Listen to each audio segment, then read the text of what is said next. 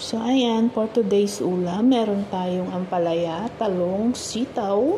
Lalagyan natin itong dry shrimp paste, giniling na mamoy, dry shrimp o hibi. Ayan guys, mag-aala pinakbit tayo. Pinakbit siya pero hindi siya totally pinakbit. Ayan, may sili, sibuyas at bawang. Kala guys, luto tayo. Minsan-minsan dadari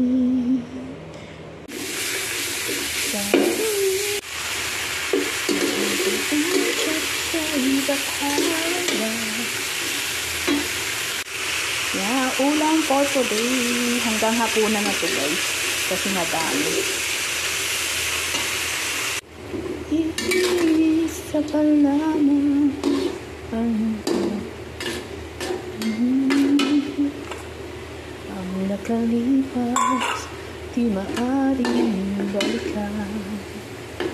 At kahit iba na ang minamahal mo, kung sino man ang siyang may-ari ng iyong puso, sa bawat pangalan, kalaro't kaibigan, isa pa lamang ang minahal ko ng ganito.